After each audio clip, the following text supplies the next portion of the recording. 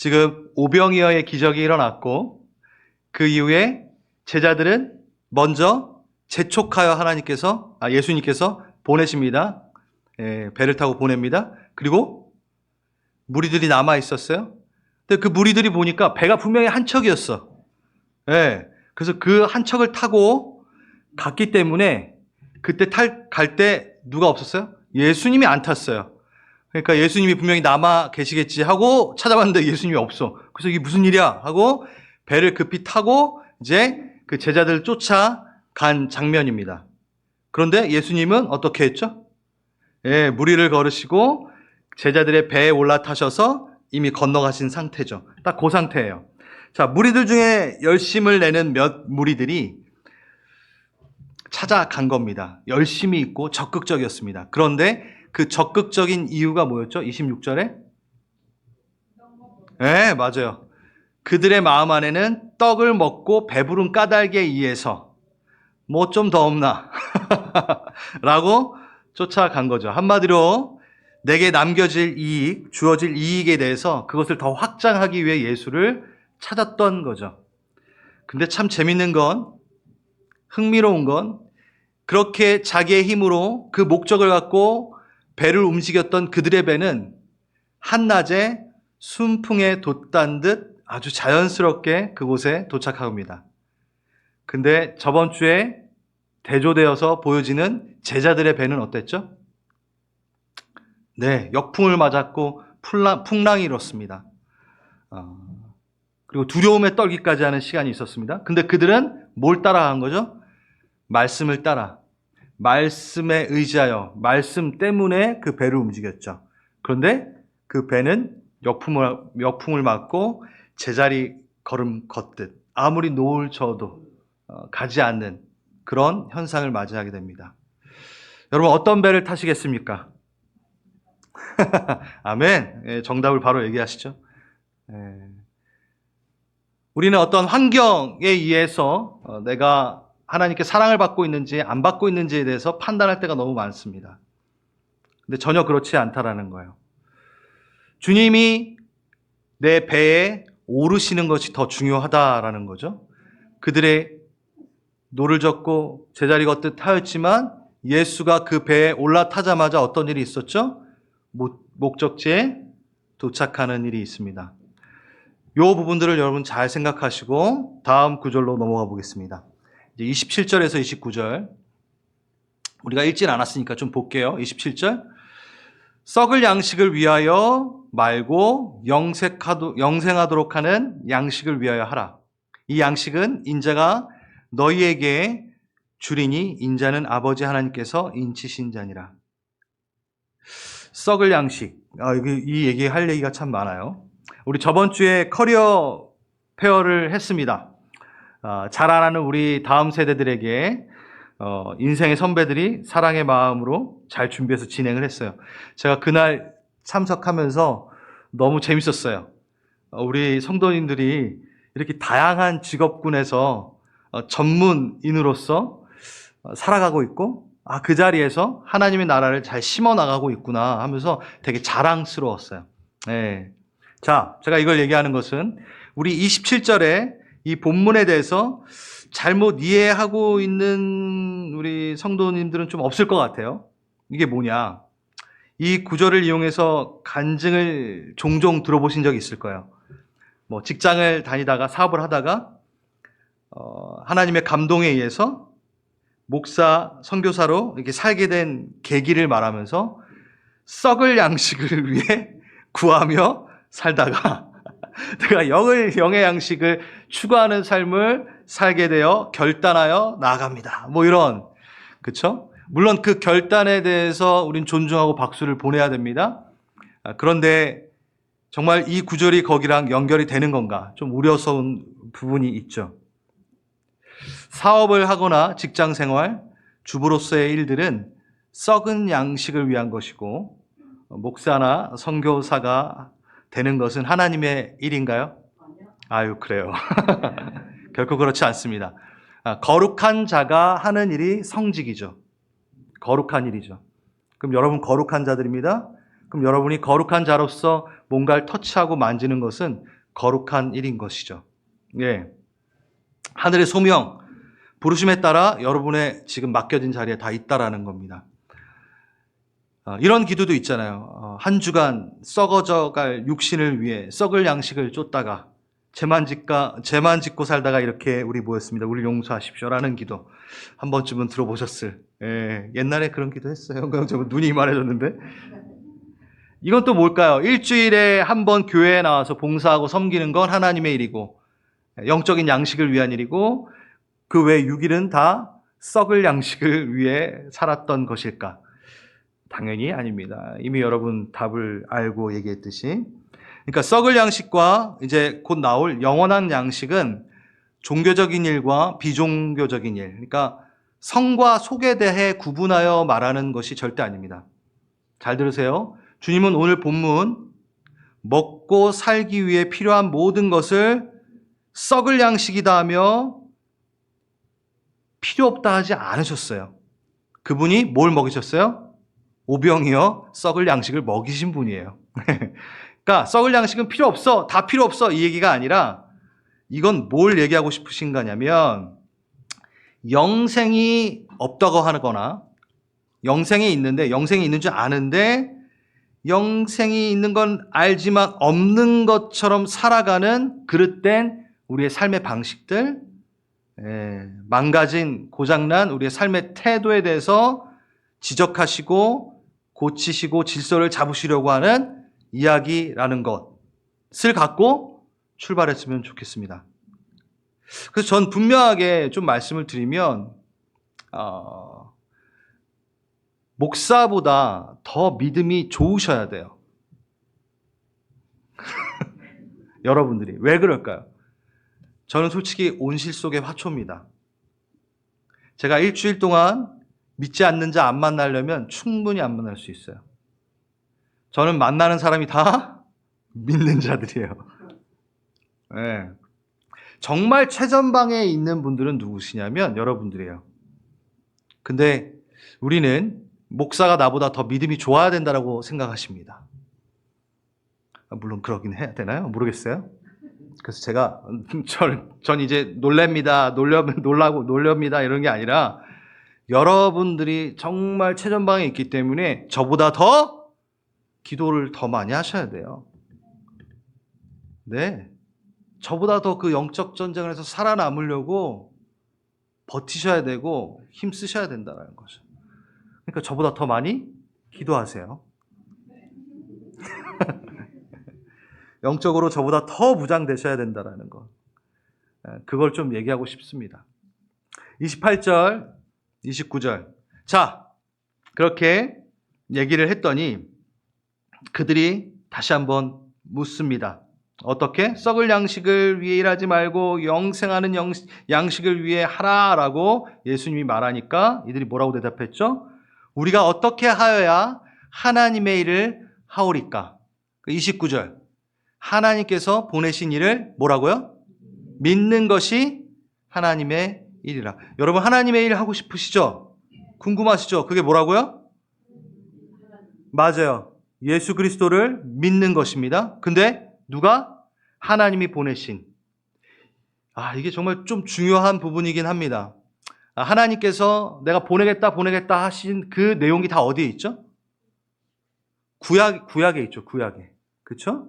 그러니까 이 구약 때부터 언약되어진 약속되어진 예수 그리스도를 보내신 이 사건과 함께 그 오신 이가 바로 예수다라는 이 전체적인 것을 믿는 걸 말합니다.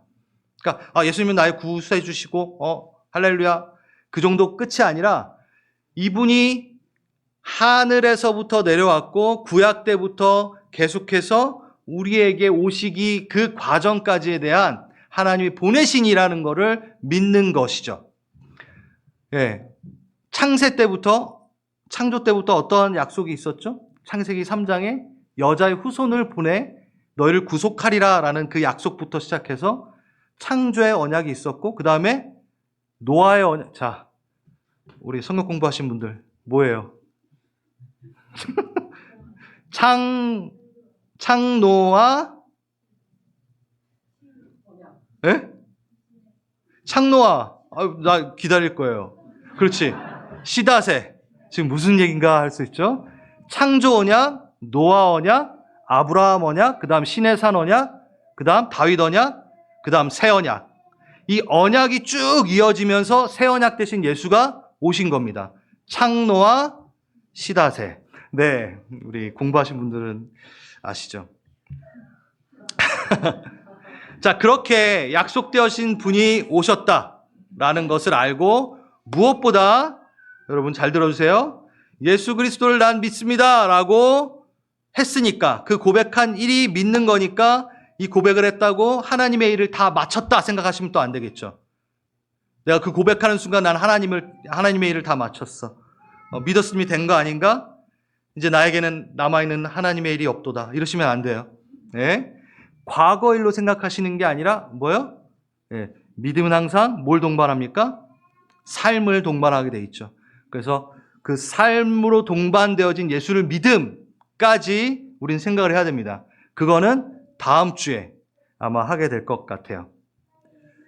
30절, 31절 볼까요? 그러니까 어떻게 해요? 그들이 다시 물어요. 그러면 우리가 보고 당신을 믿도록 행하시는 표적이 무엇입니까?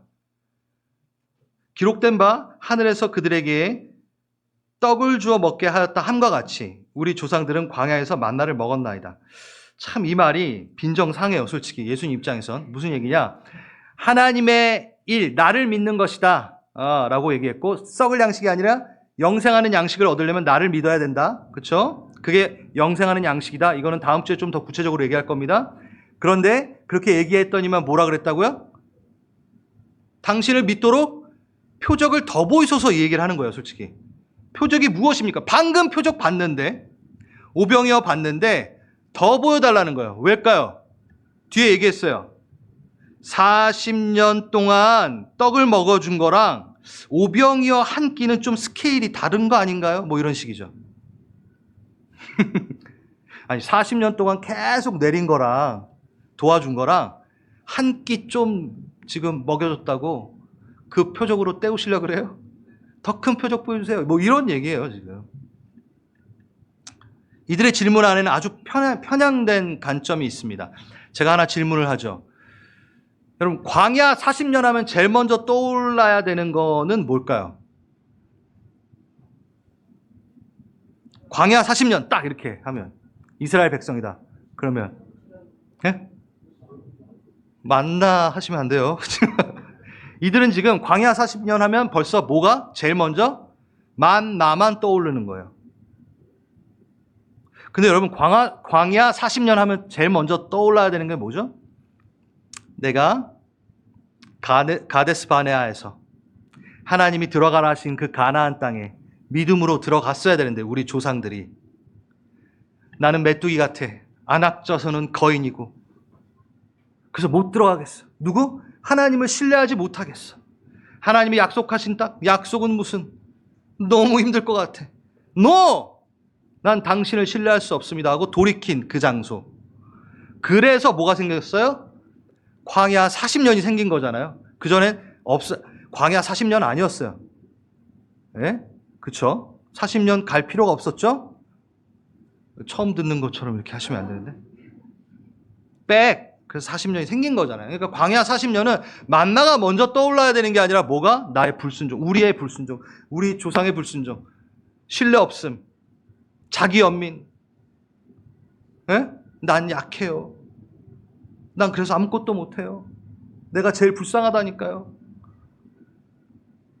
이게 숨어 있어요. 이곳에. 그것부터 떠올라야죠. 아, 내가 하나님을 신뢰하지 않았구나. 광야 40년 하면 그게 제일 먼저 떠올라야 되는데. 근데 이들은 뭐요? 다고다고 받는 것부터 이제 생각이 되는 거죠. 하나님의 열심, 하나님의 마음, 그 40년 동안 신뢰의 훈련을 통하여 계속해서 끌고 가시는 하나님의 마음은 온데간데 없어요. 만나는요, 그 40년 과정 가운데 하나님을 신뢰하는 훈련의 매개체일 뿐 그게 목적이 아니었다라는 거죠. 광야 40년은 신뢰의 훈련이 제일 먼저 떠올라야 되는데 이들은 뭐? 목적은 말고 만나만 떠오른 거야. 그 얘기를 하는 겁니다. 거기에 예수님이 이렇게 얘기하시는 거예요. 32절에서 34절까지.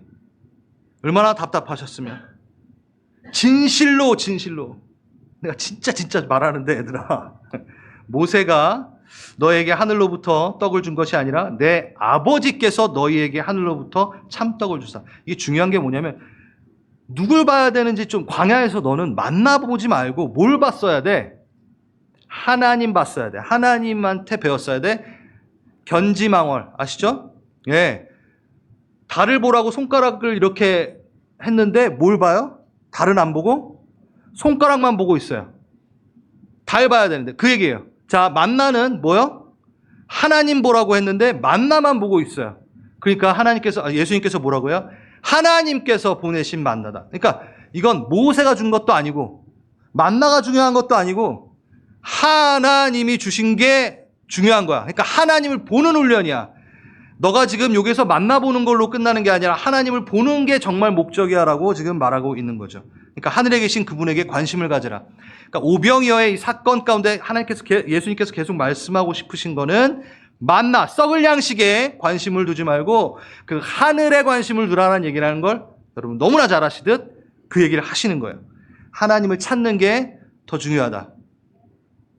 하나님이 정말 주기 원하는 것은 비오스, 육체의 생명에 쓰이는 썩을 양식 말고 그것도 주시지만 줬잖아요, 오병이어. 근데 그것 때문에 견지망월, 손가락 보지 말고 뭘 봐라? 영생을 봐라. 영원한 양식을 봐라. 내가 이 영원한 양식을 가르치려고 썩을 양식에 대해서 예표했을 뿐이고 나는 너희를 먹이는 하나님이라는 걸 말했을 뿐인데 넌 왜 또 손가락 보고 있니? 다시 영생을 봐라 라고 지금 얘기하시는 것. 여러분 너무 잘 아시는 이 복음의 말씀. 34절 어때요 근데? 얘네들이 또 이르되 그들이 주여 이 떡을 항상 우리에게 주소. 이것도 못 알아들었어요 아직. 또 떡 달래 또. 네, 그게 못 알아들었어요 지금. 여러분은 알아듣고 계시죠? 네. 그러니까 뭐라 그래요? 35절 36절 예수께서 이르시되 이렇게 유명한 말씀을 여기서 하시는 겁니다. 나는 생명의 떡이니 내게 오는 자는 결코 줄이지 아니할 터이요. 나를 믿는 자는 영원히 목마르지 아니하리라. 그러나 내가 너희에게 이르기를 너희는 나를 보고도 믿지 아니하는도다. 안 믿는 걸 또 아시네요, 우리 예수님이. 생명의 양식. 이 생명의 양식, 하나님의 생명의 떡이시오. 이 부분은 다음 주에 할 거예요.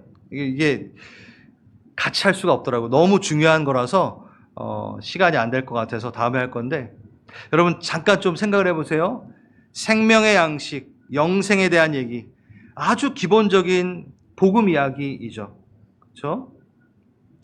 이 복음 이야기 중에 빠지지 말아야 되는 것은 바로 생명의 양식, 영원의 양식, 조애. 비오스 말고 조애. 육체적인 거 말고 영생 조애. 우리 이미 한 거예요. 이 얘기를 해야 되는 겁니다. 여러분이 복음 전할 때. 자, 인간은 다 죽습니다. 맞나요? 네, 인간이 안 죽으면 괜찮아요, 솔직히. 안 죽으면 영생에 대해서 얘기할 필요는 없어요. 여러분 주위에 안 죽고 계속 살고 계신 분 한 분이라도 있나요? 없죠. 그럼 여러분 담대하게 얘기할 수 있어요. 다 죽어요. 그런데 왜 그렇게 죽은 다음에 삶에 대해서는 아무 생각 없이 사는지, 무지하게 사는지를 고민해 봐야 돼요. 이건 영적인 탁함입니다. 영적인 무지고 영적인 기만이고 그건 영적인 거예요. 너무 당연한 건데도 그것을 관심 두지 않은 것은 영적으로 막혔기 때문이라는 거죠. 네. 여러분은 주님과 영적으로 함께 교제 나누기 때문에 영생을 이해하는 거죠. 영원한 생명. 정말 축복 아닙니까? 맞죠? 축복이죠? 제가 오늘 아주 복음의 단순한 이야기 계속 여러분들에게 확인합니다. 죽음이 끝이 아니라 삶이 있다라는 것 너무 행복한 거죠? 맞나요? 아멘. 네. 여러분 이것에 대해서 저 사람이 이상하게 들을까봐 겁내지 마시고 전해야 되고 그리고 맞서 싸워야 되는 부분은 싸워야 되는 부분입니다. 영생 얘기하면 반지성인 것 마냥 그게 사단의 노림수죠. 자, 우리는 지성을 가지고 있습니다. 맞아요? 근데 우리는 신성을 가지고 있지는 않습니다. 그 신성 앞에 지성은 참으로 보잘것없는 것이죠. 천천히 제가 말합니다. 신성에 속한 것은 무엇일까요? 우리의 보이는 눈에 있는 내가 태어나고서 죽기까지는 신성 없이, 신성은 창조와 끝, 알파요 오메가요, 이 영원이라는 내가 눈 감고 육체가 망가졌을 때, 없어졌을 때, 사라졌을 때 일어나는 모든 영적인 일들, 이 세계. 영적인 할 때도 여러분이 되게 자연스러워야 돼요. 우린 영적 존재니까. 그렇죠? 이 부분에 대한 부분을 우리는 이해해야 되는데 우린 신성을 갖지 않았기 때문에 우리에게 뭘 주죠? 예수님께서, 우리 하나님께서 영성을 주신 겁니다. 신성과 연결되어 있는 영적인 존재로서 영성을 주신 거죠. 다시, 우린 지성을 갖고 있습니다. 근데 신성에 이르지 못합니다. 신성에 대해서 우리는 알 수가 없어요. 하나님이 보여주지 않으시다. 근데 보여주심으로 인하여 우리가 깨닫게 되는 게 뭐죠? 영성이라는 거죠. 근데 하나님을 모르는 자들은 뭘 갖고 있어요? 지성만 갖고 있어요. 영성에 대해서는 무시하죠. 신성을 무시하면 영성을 무시하게 될 수밖에 없습니다. 그래서 그 지성을 갖고 있는 자들은 항상 창조와 마지막 끝, 심판, 알파, 오메가에 대한 부분을 계속 부인해요. 그게 바로 진화론이죠. 이게 다 영적인 부분이라는 거죠. 자, 유발 하라리. 여러분 너무 잘 아시죠? 세피언스. 한국말로 사피언스 책 읽어보신 분. 그래도 이렇게 전혀 모르신 유발 하라리. 우리 시대에 가장 영향력 있는 지성인이라 하는 이가 쓴 책입니다. 이 사람 진짜 이름이 뭔지 아세요? 유발 노아 하라리예요. 이스라엘 사람이고 이름이 노아예요. 노아. 중간 미들네임이. 근데 이가 이런 말을 했습니다. 이 시대에 가장 영향력 있는 지성인이 쓴 책에 여기 있습니다. 불과 600만 년 전 단 한 마리의 암컷 유인원은 꼬리가 없는 원숭이가 딸 둘을 낳았다. 무슨 근거가 있는지 모르겠어요. 갑자기 유인원이 있는데 암컷 유인원이 꼬리가 갑자기 없어졌어요. 왜 없어졌는지 몰라요. 이 중 한 마리는 모든 침팬지의 조상이 되었고 다른 한 마리는 우리 호모 사피언스의 할머니가 되었다. 그래서 우리를 호모 사피언스라고 부르잖아요. 이들은. 여러분 이게 최고의 지성인이 쓴 글이라고요. 자, 저보다 똑똑한 것 같아요. 근데 잘 들어보세요. 이게 영적으로 가려지면 이렇게 될 수밖에. 이 호모 사피언스는 그 엄청난 변화를 겪어왔고 약 7만 년 전부터 3만 년 사이에 우연히 일어난 유전자의 돌연변이로 말미암아 사피언스의 뇌의 구조가 근본적으로 바뀌게 되었다. 우연히 일어난 유전자적 돌연변이. 이 변화는 그야말로 순수한 우연이었다. accidental. 계속 반복해요. 우연. 이걸 순수한 우연. 그로 인해 우리 호모 사피언스는 허구의 내용을 상상할 수 있는 능력을 갖게 되었고 그 결과 온갖 전설과 신과 종교와 같은 것을 탄생시켰다. 인지의 혁명이 일어났다. 상상이 가능해진 호모 사피언스. 우연히 일어난 유전자 돌연변이, 꼬리 없는 원숭이가 우연히 진화하여 상상할 수 있는 존재가 되어 신들을 창조해내었다라고 얘기합니다. 도대체 보세요. 이 시대 가장 영향력 있는 지성인이라고 하는 사람이 말하는 이것은 믿음일까요? 사실일까요? 진짜 완전 믿음이에요. 그냥 믿는 거예요. 우연히, 다 우연히, 돌연변이. 되게 과학적인 용어 같지도 않아요. 우연인데. 돌연변이는 뭐, 예. 그러니까 이 표현을 하면서 믿음인데 이걸 사실이라고 얘기하고 그걸 지성이라고 사람들은 얘기하는 거죠. 여러분은 이 돌연변이 속 이야기의 소문에 살 겁니까? 아니면 예수라는 사실에 살 겁니까? 결정하신 분이니까 여기 앉아 계시겠죠. 여러분, 부끄러워하지 마세요. 복음을 전하는 것을, 영생에 대해서 얘기하는 것을 부끄러워하지 마세요. 물론 저도 유발 하라리 앞에 이렇게 하면은 영적으로는 안 쫄겠지만 저보다 공부를 많이 했기 때문에 그런 거죠. 자, 진화 생물학자가 교회를 다니는 이유, 이렇게 여기 짧은 숄츠에 이게 있었어요. 우리 한국 분이시고 이분이 얘기한 거예요. 토시 하나 안 틀리고 한국의 유명한 진화 생물학자는 이렇게 얘기합니다. 삶의 목적이 없다. 삶의 의미가 없다. 왜냐하면 이 모든 삶과 현상이 유전자적 활동으로 벌어져 버린 일이기 때문에 우연히. 그러나 삶의 목적을 뚜렷하게 가지는 사람들을 나는 보고 산다. 교회를 다니는 아내를 따라 아직도 진지하게 이 세상은 무엇일까 공부하고 있다. 왜?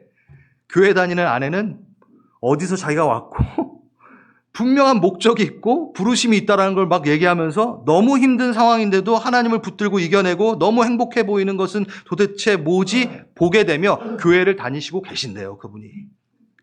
그런데 그분은 진화생물학자라서 과학자의 입장에서 무시하기가 쉽지 않다라고 진짜 그렇게 얘기했어요. 그 숄츠에.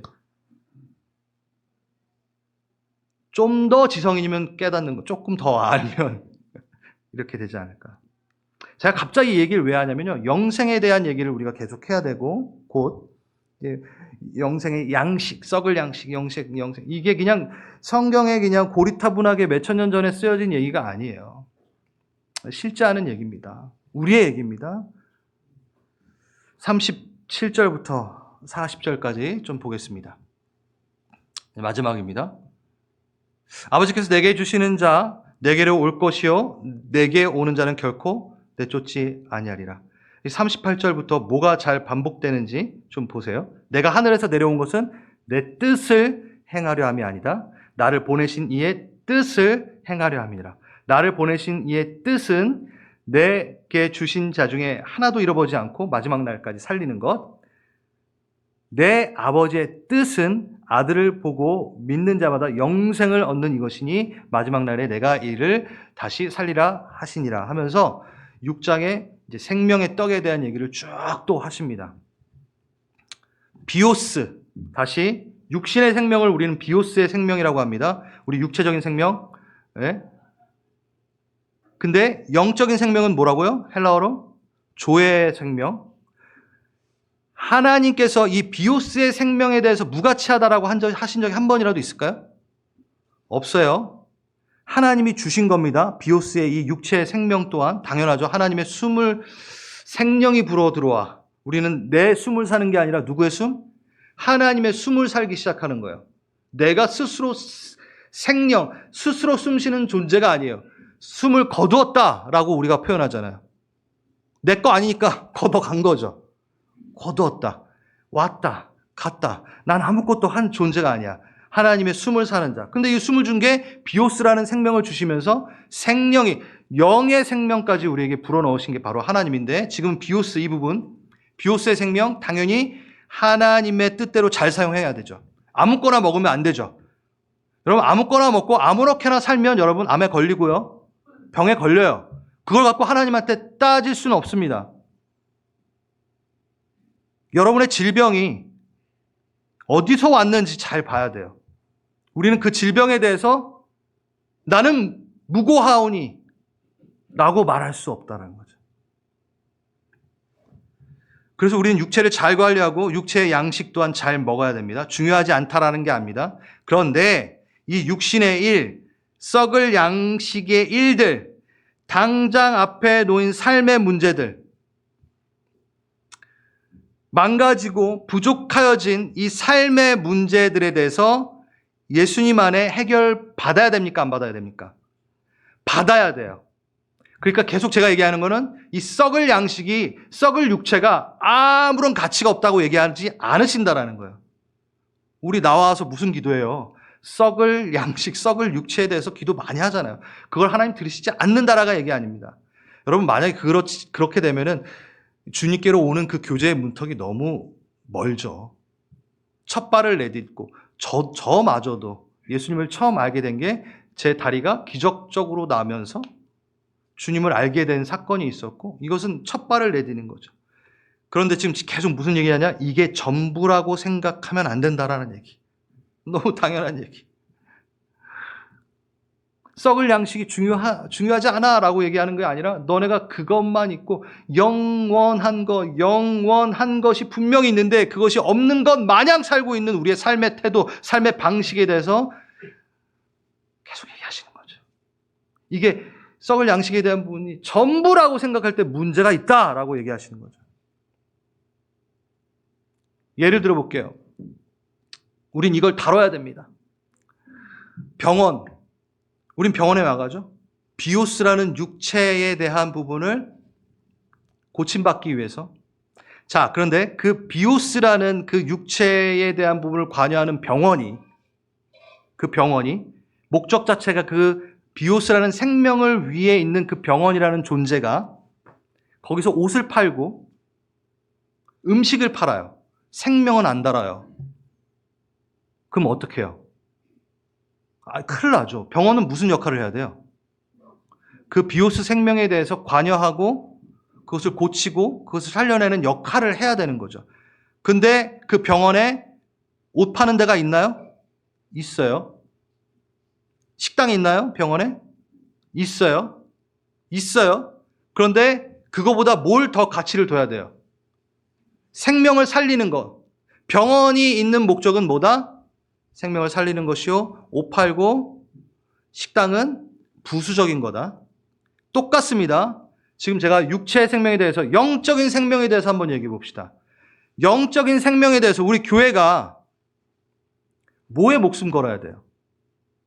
영적인 생명을 살리는 것에 목숨을 걸어야 되고 그게 우리의 존재의 목적이죠. 그런데 우리는 여기에서도 뭐 하고 있다? 식당 얘기하고 있다. 옷 얘기하고 있다라는 거죠. 병원처럼. 다시 그 얘기예요. 우리는 선택해야 되고 결정해야 될 때가 있습니다. 그때는 항상 뭘 얘기해야 된다? 영생을, 유일한 곳이기 때문에. 여러분 어디 가서 영생에 대해서는 얘기할까요? 비오스 그 병원 가서 그 생명에 대해서? 식당 가서? 물론 항상 예수 그리스도를 얘기해야 되죠. 그 얘기가 아니라 그곳에서 주제가 이루어질 수 없잖아요. 유일한 곳. 그래서 교회는요, 타협하지 말고 결정할 뭔가 있으면은 뭘 선택해야 된다? 영생에 대한 얘기를 선택해야 되는, 여러분이 교회라는 거예요. 다른 사람들이 누군가에게 옷을 제공해 줄 수도 있고 먹을 것을 제공해 줄 수 있어요. 그거는 교회가 아니어도 할 수 있는 거예요. 제가 그걸 하지 말라는 얘기가 아닙니다. 저희 교회 와서 밥 먹잖아요. 할 수 있어요. 근데 우리가 교회 왔는데 말씀 하나 안 하고 예배 안 하고 밥만 먹으면 그게 교회인가요? 아니죠. 교회는 누구다? 여러분. 누가 마냥 외로울 때. 여러분, 지금 제 얘기하는 것도 아니고 건물 얘기하는 것도 아니고 여러분 얘기하는 거예요. 여러분 적응하세요. 여러분만이 그 얘기를 할 수 있는 사람이에요. 어떤 공간에서는. 그럼 거기서 밥 주고 옷 입혀주고 만 하면 안 되는 거예요. 그거는 딴 사람도 할 수 있다. 내게 맡겨진 게 있다. 그래서 어쩔 수 없어요. 저도 여러분이 뭘 입는지 뭘 먹는지 관심을 가질 수는 있어요. 근데 저의 최종 목적은 언제나 타협하지 않고 영생입니다. 영적인 상태입니다.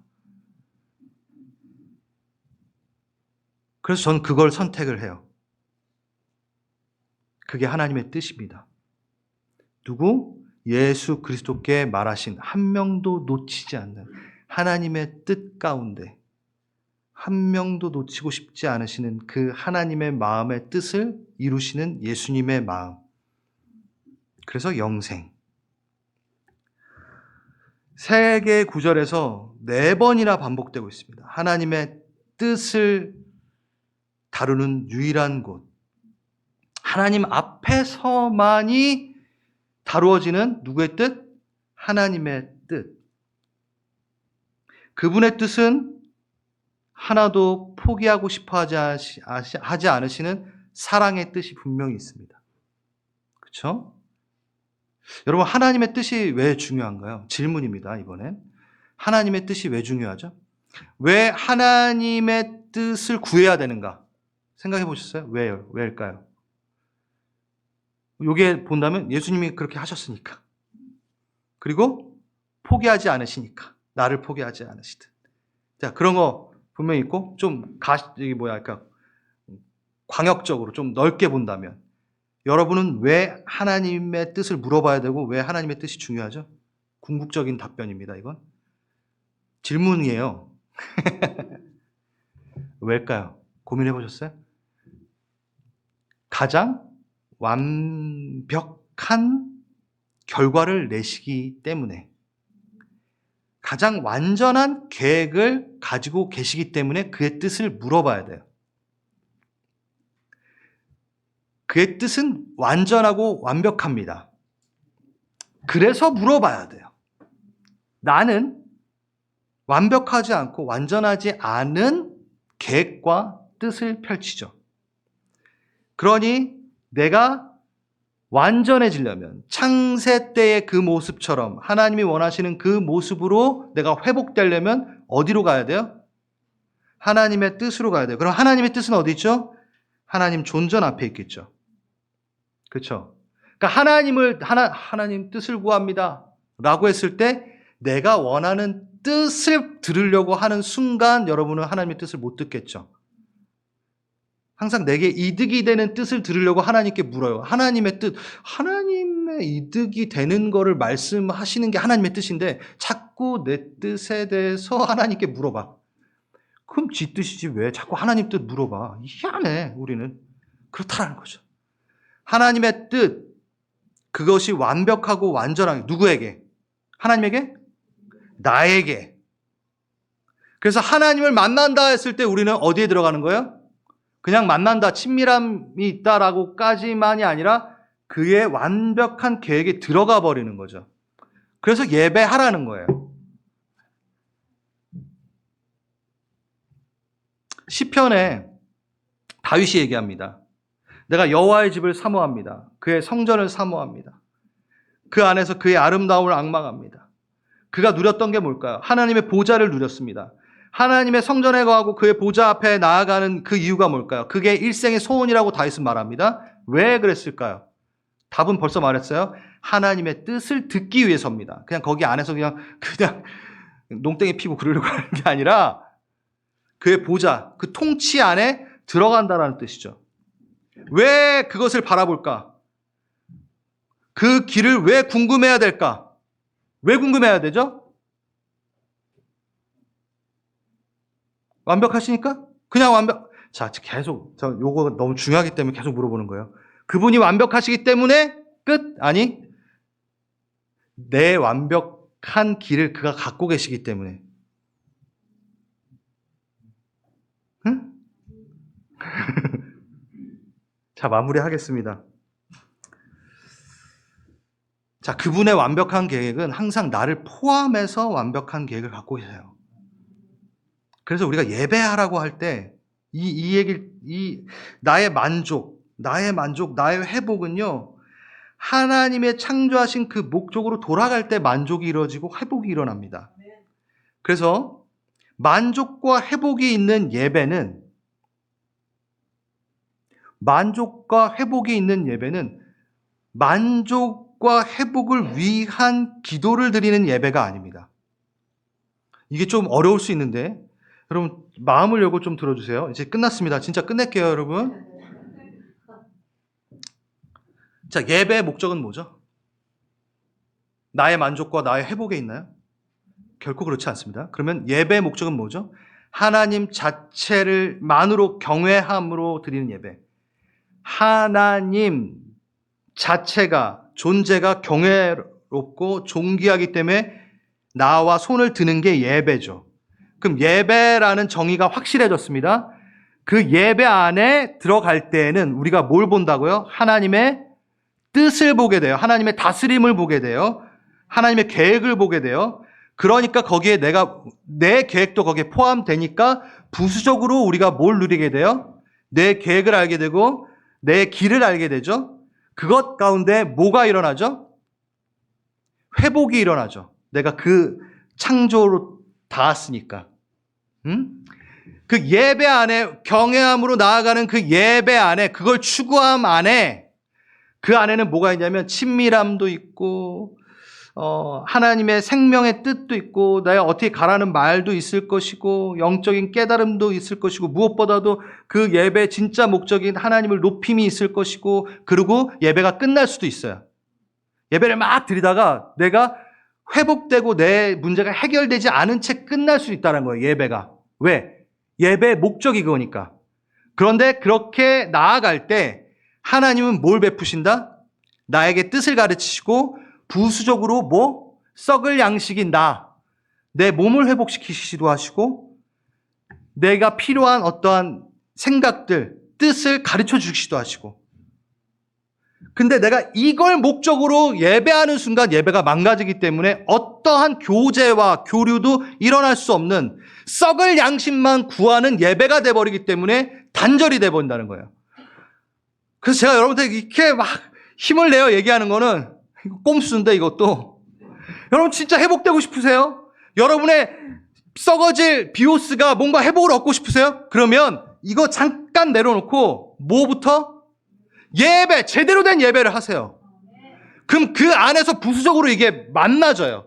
이걸 발견하되게요.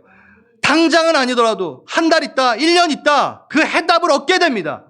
그런데 우리는 계속 나와서 이것만 기도해요. 이것만 주구장창 붙들고 살려달라고 해요. 그게 바로 썩을 양식을 구하는 예배라는 거죠. 그러면 컨택이 안 돼요. 전 그걸 체험합니다. 체험하는 것 같아요. 항상 보면. 저번 주에 금요 월십 시간에 나오셨던 분들은 알겠지만 우리가 하나님의 영에 의해서 좀 깊이 기도하고 싶었어요. 그때 말씀하셨던 건 다 그거였습니다. 진짜 하나님, 썩을 양식 말고 하나님을 먼저 볼 때에 아이디어가 쏟아집니다. 회복이 쏟아집니다. 물론 그 회복이 당장에 쏟아지지 않아요. 왜냐하면 부수적인 거니까. 그게 나중에 올 수 있어요. 근데 이거를 목적을 두고 갈 때에는 결코 이것도 해결을 못합니다. 그래서 하나님의 뜻을 구하십시오. 우리의 예배는 하나님의 뜻을 사모하는 예배여야 되고 하나님의 얼굴을 보는 예배여야 됩니다. 아멘. 괜찮으시다면 기도하는 마음으로 우리 일어나서 기도합시다.